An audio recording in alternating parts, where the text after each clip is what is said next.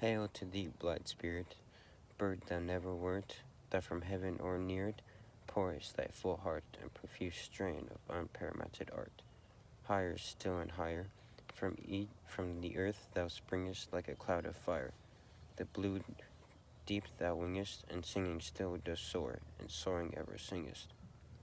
The golden lightning of the sunken sun, o'er which clouds are brightening, thou dost float and run, like an unbodied joy whose race is just begun. The pale purple even melts around thy flight, like a star of heaven, in broad daylight thou art unseen, but yet I hear thy shrill delight. Keen as are the arrows of that silver sphere, whose intense lamp narrows in the white dawn clear, until we hardly see, we feel that it is there. All the earth and air, with thy voices loud, as when night is bare, from one lonely cloud the moon rains out her beams, and heaven is overflowed. What thy art we know not, what is most like thee? From rainbow clouds there flow not drops so bright to see, as from thy presence showers a rain of melody. Like a poet hidden in the light of thought, singing hymns unbidden till the world is wrought, the sympathy with hopes and fears it heeded not. Like a high-born maiden in a palace tower, soothing her love-laden soul in secret hour, with music sweet as love, which overflows her bower. Like a glow-worn golden in a dell of dew, scattering unbeholden its aerial hue among the flowers and grass, which screen it from the view. Like a rose embowered in its own green leaves, by warm winds deflowered, till the scent is given, it gives, makes faint with too much sweet those heavy winged thieves. Sound of vernal showers, of twinkling grass, rain awakened flowers, all that ever was, joyous and clear and fresh, thy music doth surpass. Teach us, sprite or bird, what sweet thoughts are thine. I have never heard praise of love or wine that painted from a flood of rapture so divine. Chorus hymeneal, or a triumphant chant, matched with thine would be all but an empty vaunt, a thing wherein we feel there is some hidden want. What objects are the fountains of thy happy strain, or fields, or waves, or mountains? What shapes of sky or plain? What love of thine own kind? What ignorance of pain? With thy clear, keen, joyous languor cannot be, shadow of annoyance never came near thee.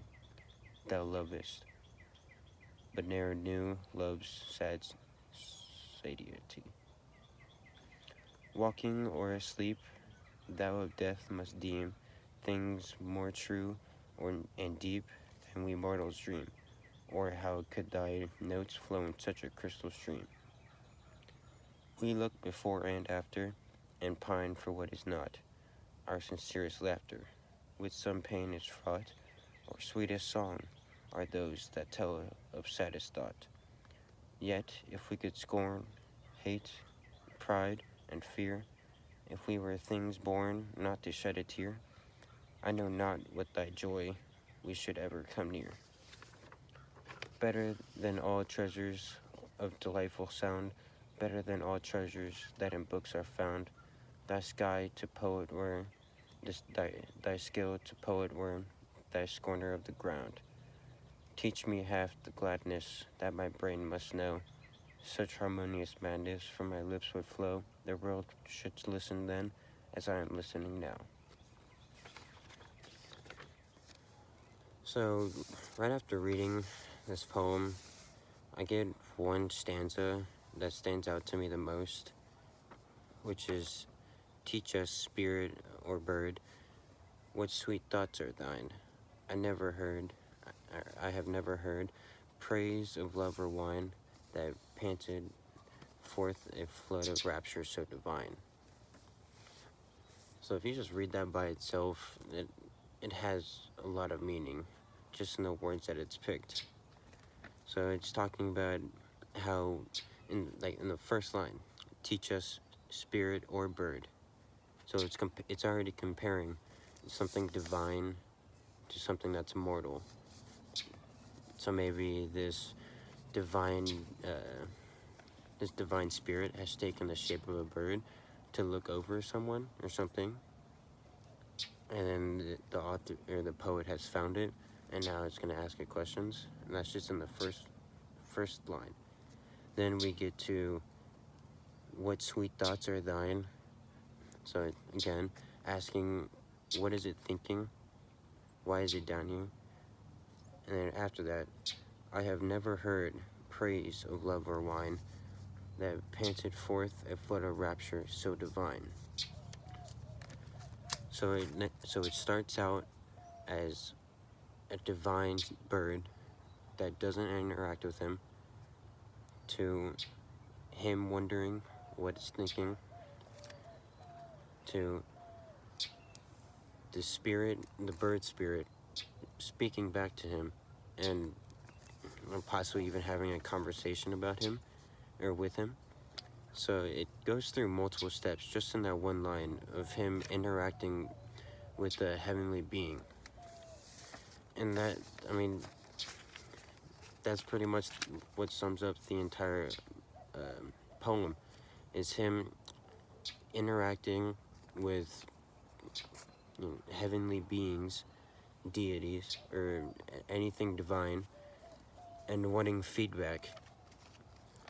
And that's seen through his interaction with nature, or how others interact with nature. Like when he talks about the highborn maiden in a palace tower, soothing her love laden soul in secret hour. It's talking about how the spirit is always watching. Nothing gets past it. So it's pretty much like the spirit is pretty much God. How it's always watching. Nothing goes unseen. Nothing goes unpunished if it needs to be. Nature is always the one. Nature is always the one constant that's taking notes on what type of life and person you are.